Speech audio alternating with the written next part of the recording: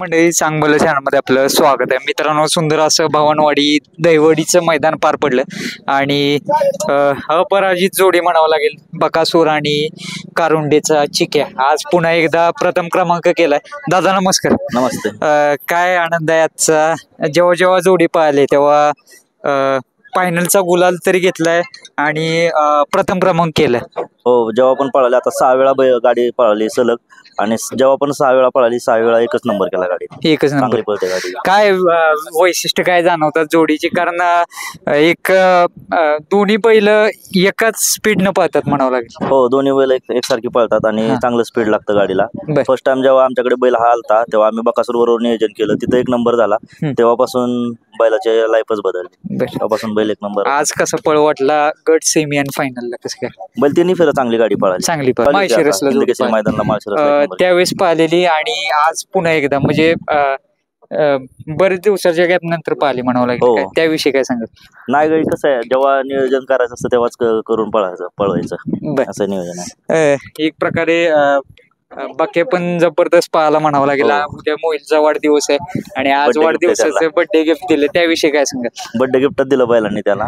बैल तो पण 5-6 दिवस गॅपवर होता म्हणून चांगलं नियोजन आहे. आणि इथले दहिवडीचे राहुल शेठ गोरे त्यांनी नियोजन केलं होतं. ते म्हणजे आमच्या भागात मैदान हीच गाडी पळवायची, त्यांनी नियोजन केलं होतं आणि ते सक्सेस झालं. एक प्रकारे तोंडाला वाढून पळणारा बैल म्हटलं तर चिक्या, त्याविषयी काय सांगाल. कारण निकाल रेष आली की स्पीड अजून वाढते म्हणावं लागेल. बैलाचं कसं आहे, बैल तिन्ही फेर म्हणजे गट सेमी आणि बैल कसा वाढत जातो.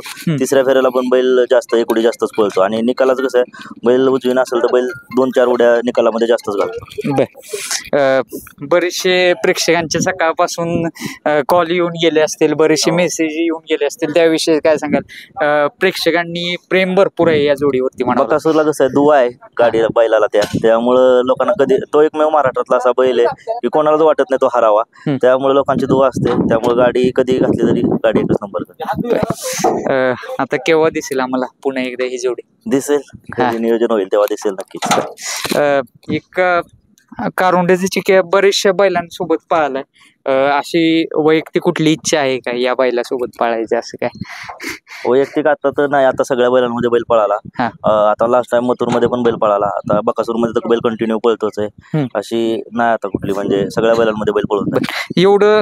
एक गाडीची इच्छा आहे आमची, अजून एक अपूर्ण आहे. ती गाडी म्हणजे आम्ही घातली 2-3 वेळा, पण तिचा एक नंबर अजून नाही झाला. ती ज्या दिवशी घालायला एक नंबर करेल त्यावेळेस आमचं सगळं. एवढं सातत्याने आणि कन्सिस्टन्सली पळणं सोपं नव्हे, त्याचं गुपित काय ना. बैलामध्ये कसं आहे, बैल हा म्हणजे असताना खिलार जातीचा बैल आहे आणि बैलामध्ये कंटिन्युटी आणि बैलामध्ये शिस्त खूप आहे. त्यामुळे आणि बैलामध्ये सातत्य खूप आहे, त्यामुळे बैल राहतोच कंटिन्यू. सुट्टीला मगाशी तुम्ही पण होता तिथे. कसा होता सुट्टीचा थरार सर्व. नाही, या गाडीला पिकअप लागतो खालूनच स्पीडली. सुट्टी मेकर आता जास्त करून आता सागर काळवर बैल सोडतो, त्याला पण अंदाज आला बैलाचा. बैल पण त्याला घेऊन बरोबर सुट्टी घेतोय. त्या दिवशी बिनजोडला बैल 1 नंबर सोडला.